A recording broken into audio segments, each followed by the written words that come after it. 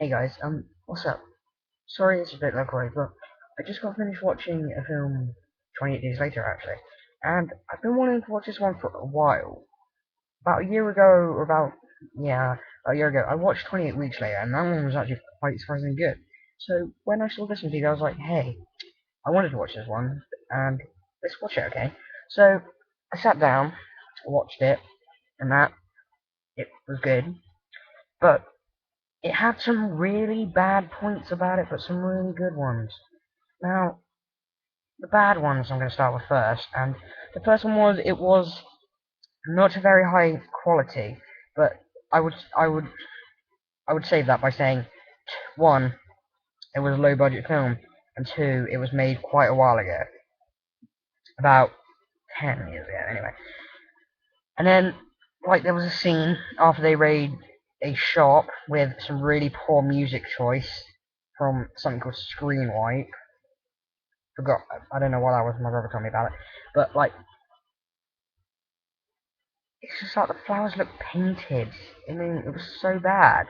But the good thing was it had Christopher Eccleston in it, right? And if you haven't watched it, then I would get out now because I will spoil it for you a bit. But Christopher Eccleston, I liked him. His character was so good.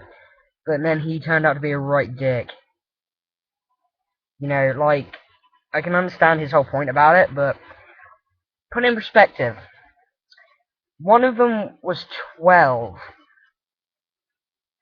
I like it's paedophilia, but because it's the end of the world and that. Well, only in Britain apparently. Still,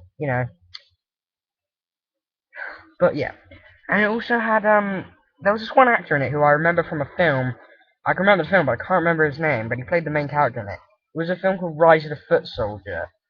I can't remember the actor's name, but it was him, and he had the same sort of personality. A Cockney guy who swore a lot and was a bit of a sex addict. But now the good, right, I've already started on good points, but good points, my best points were about it were, uh, characters were good, except for one girl called Hannah, I can't remember the actor's name.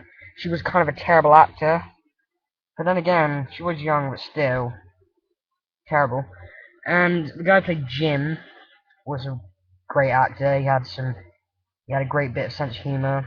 It was a bit of, it was kind of weird as well because his personality changed. Like at the beginning of the movie, he's don't know what's going on, and then when he meets Selena and Mark, I think that was his name. He sort of he's a bit of a wuss and that, because it's zombies and that. They can kill them, but he's just he can't do it.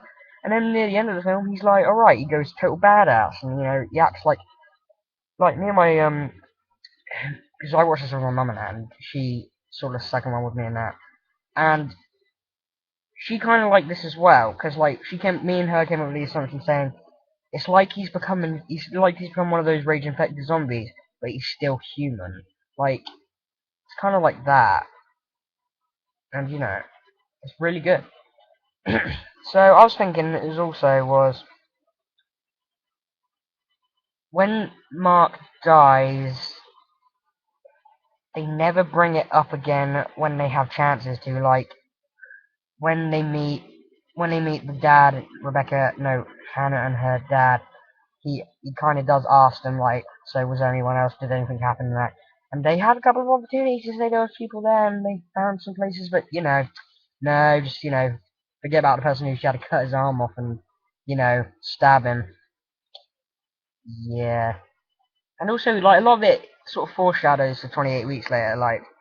At the end, also there's two split endings, but I'm talking about the thing about 28 weeks later.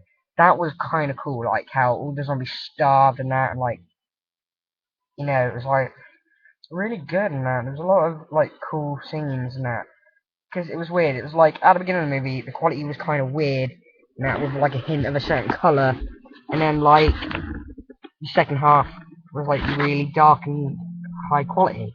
I mean, I don't know how they did that, but it's weird. And you know, the film was good and that, but a lot of people gave it a really bad review because it was so really bad quality. But that's one of the reasons I think it was actually quite good. It had some really it was funny as well in a way. like I was saying, if you've ever seen it and that, and you've seen it to the point where they raid Budgeons and that, some really stupid music that has nothing to do, doesn't really fit in with it, plays, and it just makes that scene a lot more funnier than it should be. And that, you know?